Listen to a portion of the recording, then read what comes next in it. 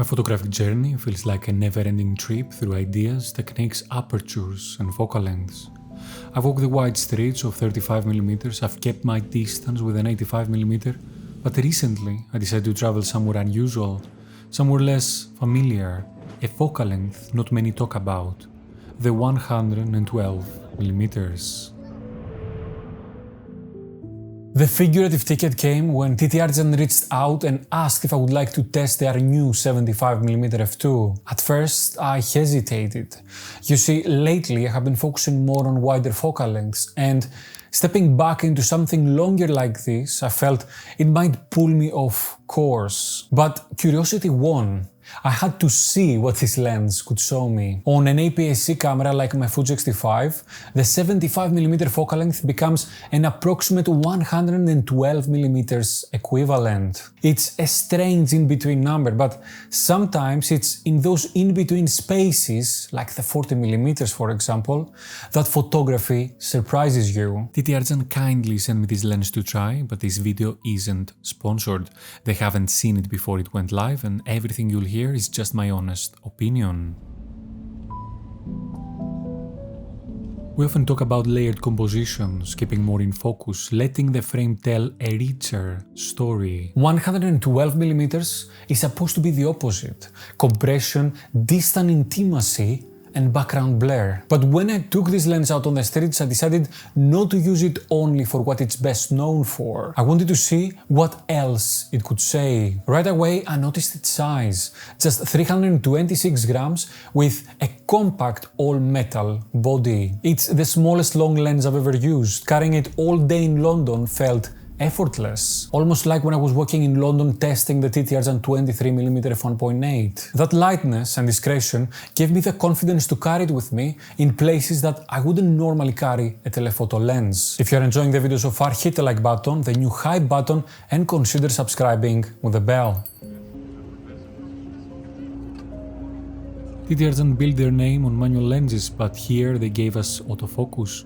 On the X-T5, it worked surprisingly well, especially when I used it in combination with wide area tracking. And when I switched to manual, the focusing ring was smooth and precise. The aperture ring is nice, clicking every third of a stop, something that I always appreciate when I'm dialing in exposure. It balances well on the X-T5 and it's quite comfortable taking out for long walks. There are quirks though. The lens isn't weather sealed and I didn't want to risk it even in light rain. On the plus side, the rear cap contains a USB-C port for firmware updates, something we've seen in other TTArtisan lenses.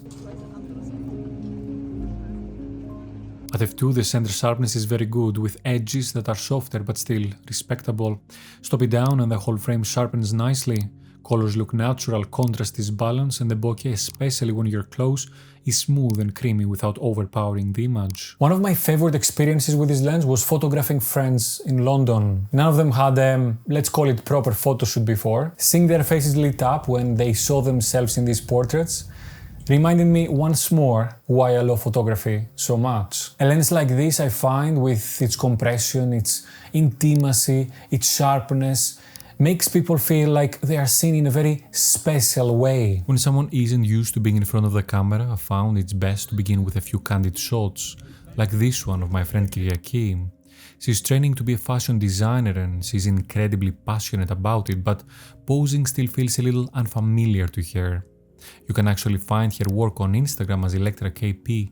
Starting with these natural, unposed moments helped ease her into the process and made everything feel more relaxed. Soon after, she stepped in front of my lens with more confidence, trusting me to capture a good portrait. I was really pleased with how the autofocus, contrast and sharpness held up in these shots, both straight out of camera and later when editing the raw files. Later I photographed my friend Despina, who seemed to fall into place effortlessly. The portraits came out beautifully sharp and the lens rendered the bokeh in a way that framed her features with a natural softness. Toward the end of the day, as the sun dropped lower and the atmosphere grew warmer and darker, we had a second little shoot. Shooting wide open at f2, I placed Despina in front of some glowing lights which transformed into beautiful bokeh balls. Then I added a few foreground elements to anchor the bottom of the frame, letting the background melt away, leaving her bathed in the early evening light of the city. What I enjoy most about the TTArtisan 75mm f2 isn't just the sharpness, but its character. The images feel organic, not overly clinical, and yet professional. For portraits, it flatters. For streets, it isolates details without stripping away the context. It's versatile too, as long as you keep your mind open. I use it on the streets and the subway, where I try to apply all the lessons I've learned over the years. Lessons about layering, composition and storytelling. Scenes that everything stayed in focus, and yet they were more intriguing than those relying on bokeh to impress. One of the scenes that caught my eye was outside a cafe where 3 people were sitting cross-legged. 2 wore red dresses, the third blue jeans. I loved how it formed a kind of unplanned rule of 3s, with the 2 reds balancing each other by pure coincidence. Not far from them, a dog was lying calmly on the sidewalk while everyone else chatted and socialized around him. A small moment of stillness in the middle of the noise. A little later, a man in a striking red coat and with a beautiful white beard walked toward me. I used my friend's hair as a soft out-of-focus foreground and framed him neatly between that and a lamppost. Then there was a scene where people seemed to fall into place in a perfect Z-shaped pattern across the frame. From the figure in the distance to the girl in the foreground, then the man on the right, and finally the head of a woman inside a car at the center. I followed that with some more cinematic shots, a man in a hat and glasses stepping out of the darkness of a passage into the light of the street, and finally a woman seen through the scarf of another, an intricate frame that to me looked like something out of an old painting. In Cambridge I didn't use the lens for portraits or blur, but to build compositions from light and shadow. It gave me the chance to tell stories with depth, sometimes by isolating a moment, other times by layering a more complex scene. At one bus stop I framed the reflections of 3 people in the glass just as a bus pulled up, adding a burst of color that contrasted beautifully with their distorted silhouettes. A few steps further I noticed a man standing perfectly straight at another stop, his arms and legs aligned like vertical lines. His stance spoke of patience and discipline, and I knew I had to capture it. Later I photographed a woman with golden hair facing a man holding his dog. The man's shirt matched the color of the bus behind him, but I chose to leave him and the dog blurred in the background like a fading memory of the woman in the midground. It gave me the option to tell stories with depth, whether I was isolating a single moment or layering a more complex scene. I also stopped at a cafe where the windows framed the woman so neatly that all I had to do was center her in my own frame. And then came one of my favorite scenes, the kind that shows exactly what I mean about the potential of a long lens. A rectangle of light fell on the wall, creating a natural frame. Inside it, 2 women on the left, a man standing in front of them in the middle, another woman on the right, and finally a man just entering the frame out of focus on the far side.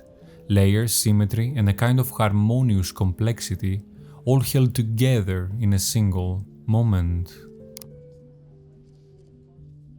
Of course, it has its limits. The narrow field of view can be restrictive, especially if you are used to 35 or 50mm lenses. It forces you to step back, to reframe, and to adapt. But maybe that's also where its strength lies. It pushes you to see differently.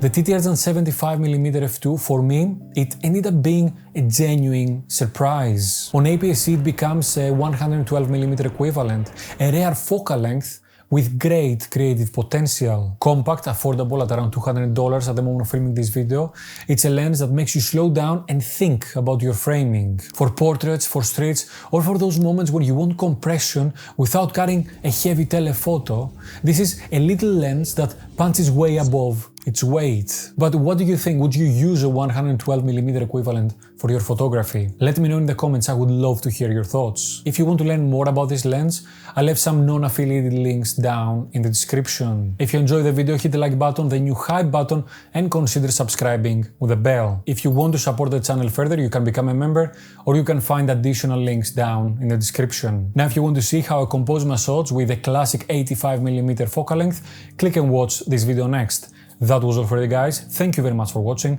Until next time, I will see you on the streets. Bye bye.